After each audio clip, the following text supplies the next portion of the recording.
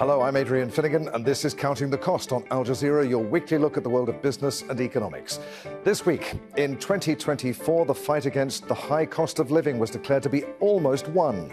But have central banks really managed to rein in inflation, and will prices and bills drop significantly in 2025? Much of that, of course, depends on the price of oil, but despite geopolitical tensions in the Middle East, prices remain subdued. Could that change in 2025?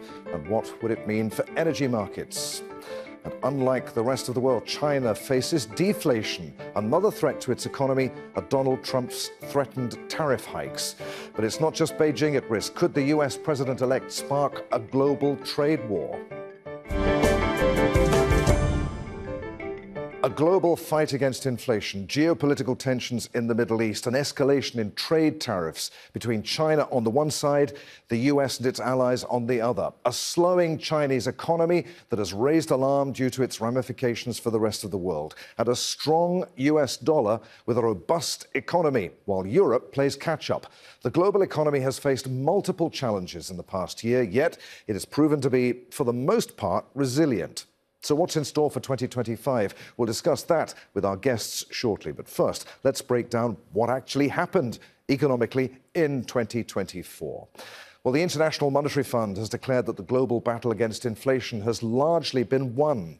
In 2022, after surging to its highest level in decades, inflation began to steadily decline and is expected to fall to 3.5% by the end of 2025. That means for people like you and me, prices will rise more slowly, making the cost of living more affordable. But there are fears that inflation could be reignited if tension continues in the Middle East.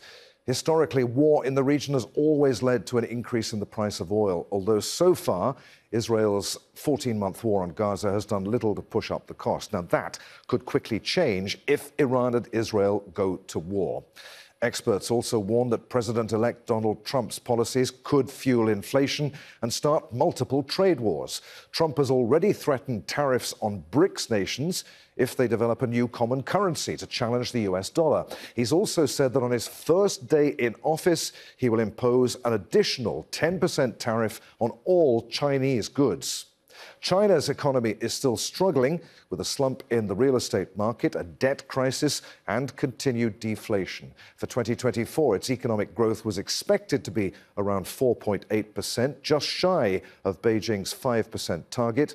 Researchers say that the country is suffering from overproduction and underconsumption. Meanwhile, Mario Draghi, the former president of the European Central Bank, has warned that the EU runs the risk of falling behind both China and the United States in terms of competitiveness and GDP. That comes as both France and Germany, the EU's powerhouses, both face an economic downturn and political crises.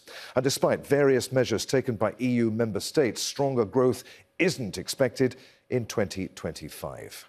So let's review 2024 and look ahead to 2025 with our panel of experts. We're joined from London by Bilal Hafeez, founder and CEO of Macro Hive. From Singapore, we're joined by Deborah Elms, head of trade policy at Heinrich. That's an organization, the Heinrich Foundation, which is an organization specializing in trade research. And from London, Ian Goldin, a professor of globalization and development at Oxford University. Welcome to you all. Bilal, it felt like a wild roller coaster at times, but what sort of year was 2024 economically? Was it good, bad, or perfectly average? Well, you're absolutely right. It was a roller coaster year.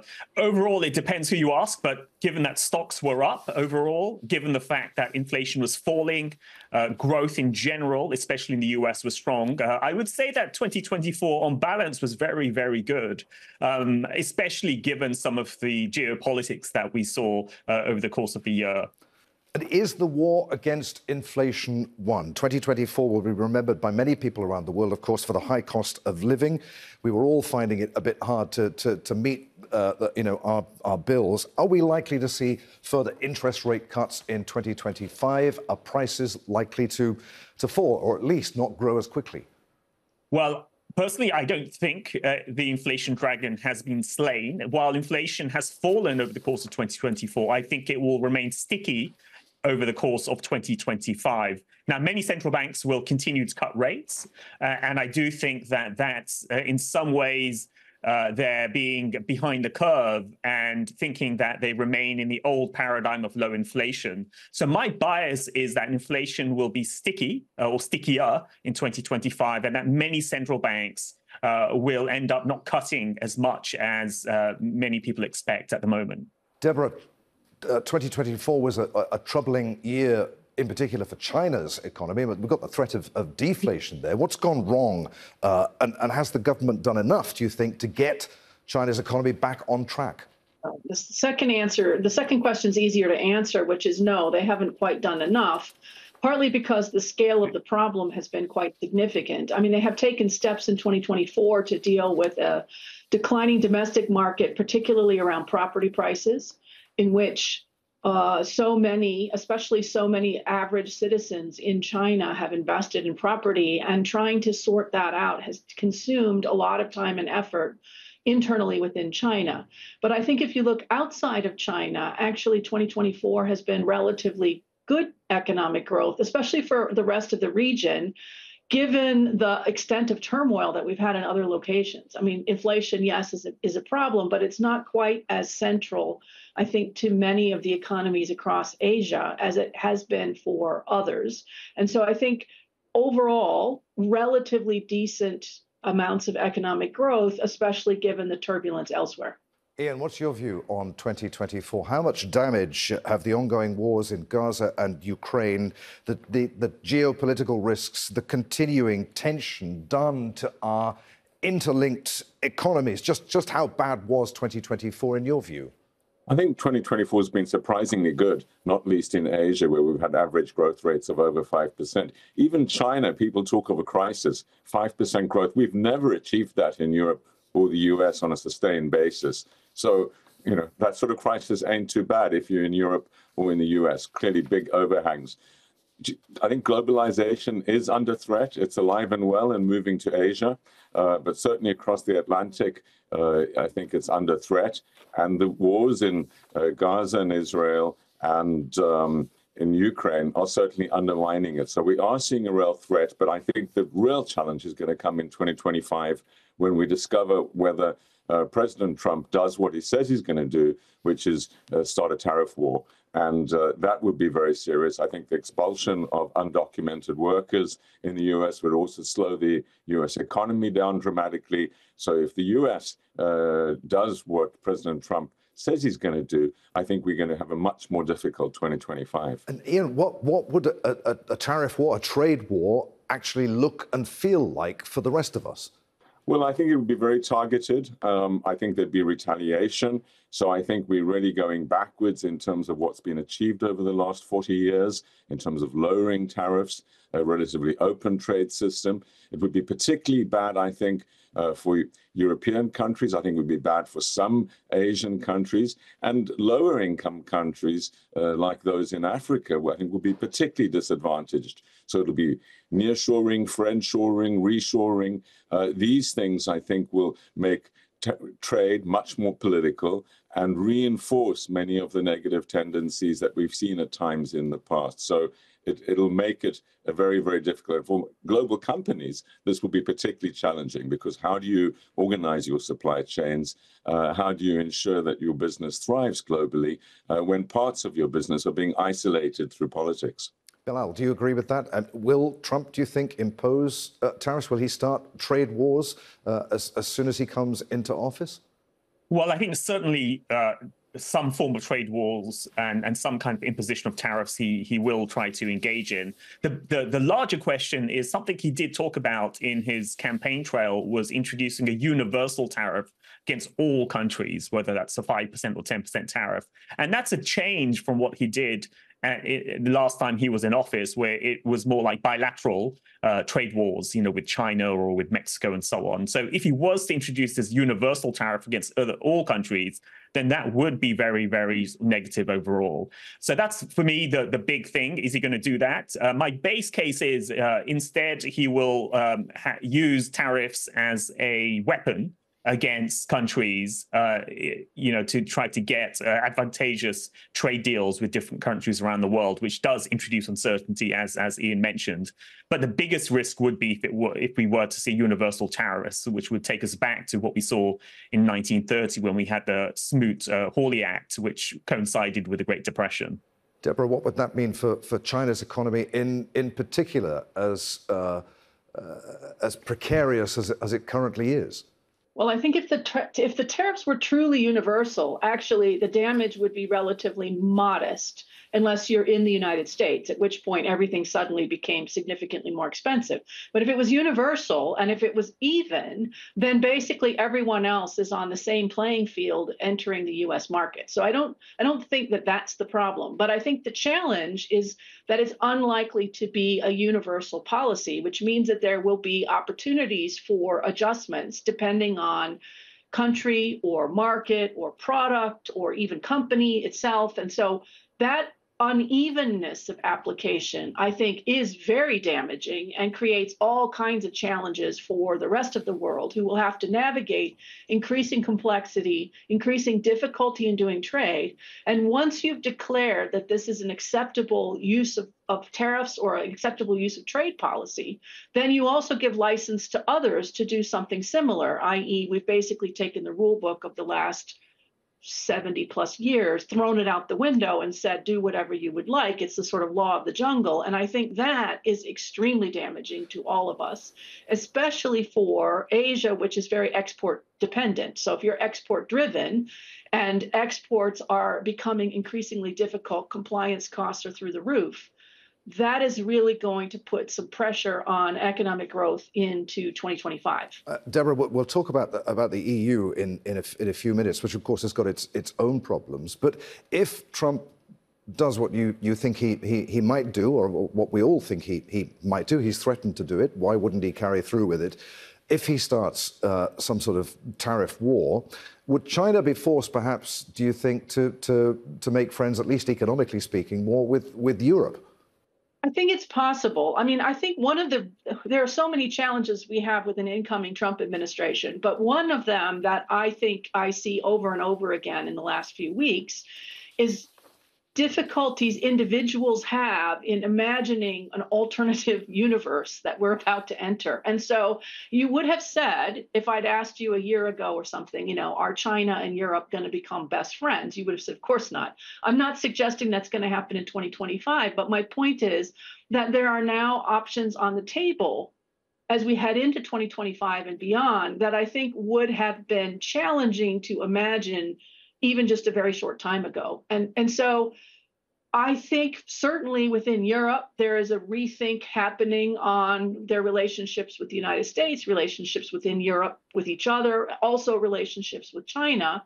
And there is a lot of cross tensions between those, especially European economies that are tightly dependent on China, those which are less dependent on China, those which have to think very hard about what does the bloc do as a group, what do they do as individual countries.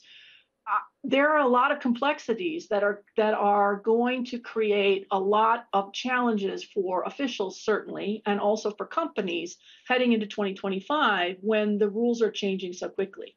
Ian, as Deborah said, the result of a tariff war could be that the only people feeling the pain, the real pain, could be American consumers who suddenly find that they're paying a lot more for goods. How damaging could President Trump's threatened tariff war be for the American economy? I think it could be very damaging indeed. I think we're likely to see inflation go up, therefore interest rates go up, growth slow. It'll aggravate many of the inequalities in the US. And I think it would be associated with very, very severe disruptions. And if it's compounded by his threat to remove undocumented workers, we'll see rapid increases in construction costs, in food costs, in services costs like elderly care and other care, compounding that, further increasing interest rates. So I think as long as the Fed remains independent, it's going to be very, very difficult in that environment to reduce interest rates and stimulate growth in the US. I also think that it's not Asia that's most vulnerable to tariffs because actually 70% of Asian trade is within Asia. It's really certain countries like the UK, which are trying to diversify increasingly into the US market, and other commodity exporters that will be particularly vulnerable to a tariff war. So that is a big worry. Bilal, why is Europe lagging behind both the US and China in terms of competitiveness? What does it need to do to catch up? Can it catch up, or is that battle already lost? Well, there's a lot going on in Europe. I would say fundamentally, if we just focus on Germany, which is the largest economy within Europe and historically has been the sort of the leading, the engine for Europe.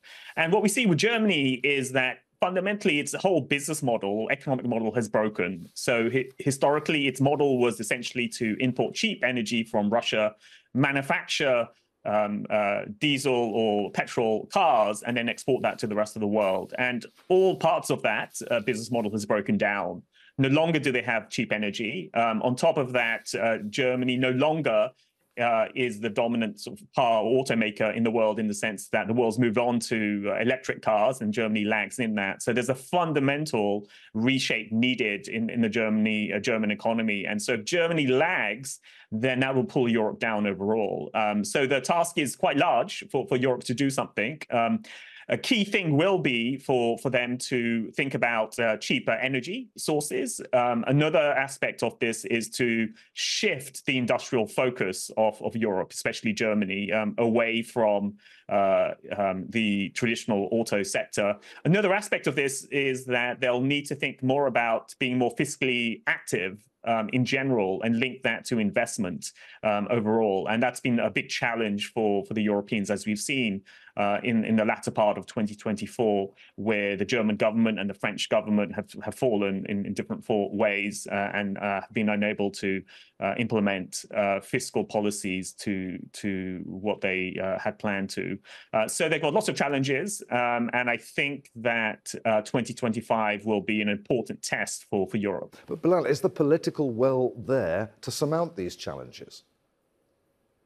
It's a great question. I think that there is a will to try to improve the conditions of the economy overall. The challenge you have in all of these countries is that you really need a European-wide policy to make things really improve. Instead, what you're seeing on the political side is each country is moving inwards into itself. So there's more of an insular approach for each country, where there's infighting within France, within Germany, and so that means that there's a lack of a European vision, and that's a big problem. So I think, while there is a will for change in each country, the nature of that debate is such that it's preventing the most viable way for them to improve, which is a European-wide solution. Deborah, how does Asia view Europe's sluggishness right now? What's the view from there? Well, I think one of the challenges that we have overall, and one of the reasons why I think Donald Trump's entry back into power in January is so dangerous, is that we have a global system that is really not in great shape either. We have very few political leaders in Asia or in Europe or anywhere, frankly, with the stature to push through potentially challenging domestic level reforms, let alone coordinate some kind of international consistent response, or at least even within a smaller group of countries. I think it's very hard to see who is going to be able to push for some kind of stabilizing measures, some kind of coordinated response. And I think that is a huge challenge. And it's not just about what Europe does or doesn't do. It's not just about what different Asian markets do or don't do. It's really a sort of global phenomenon. And that's what makes, I think, this period we're entering so problematic. Ian, one final word on Europe here. What are the main challenges that you see for Europe going forward here? And with Donald Trump back in the White House, to what extent will all of us, not just Europe, but the whole world, have to work differently? I think the first thing to say about Europe is that the economic model that Europeans have chosen is one which I think they're broadly comfortable with, which is relatively short working weeks, long holidays, and very strong social safety nets. care, health, education largely free in many countries. That model, of course, is what is behind relatively slower growth. So Europeans have made a trade-off that they want a way of life, they want a nature of the environment, a work-life balance, which is, I think, different to that in many other countries and of Asia and even in the US. And that drives, I think, an underlying level of lower growth than you'd have in other places. Whether that's sustainable, whether it'll have to change is the question. Of course, it's a source of immense political tension within countries. So I think it's likely to continue on that path. I think Europeans are broadly comfortable with the way of life they've chosen. And as a bigger share of the European economy is services which cannot really be speeded up by AI, like care, like hospitality, like leisure. We move from a world of manufacturing essentially to massages, meals, and medical care. Then you have very low probability of AI being the driver of very much more rapid growth. Tighter integration within Europe is absolutely key. The capital market integration, the sorts of things that Mario Draghi has recommended are necessary. And we are seeing that worked out. But I don't think that Europe will have a manufacturing revival of a major sort or a revival in its growth rates to well over 2%. I think we have to get comfortable in Europe. And it's a contracting workforce, a contracting population. So per capita income still increases if you only grow at 2%. And I think that's the future for Europe. Okay.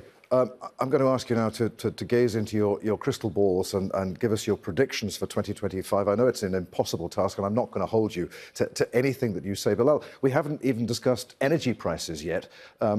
Give us your view of what we can expect generally in 2025, and also, of course, pivotal to inflation, are energy prices. What's going to happen to those next year?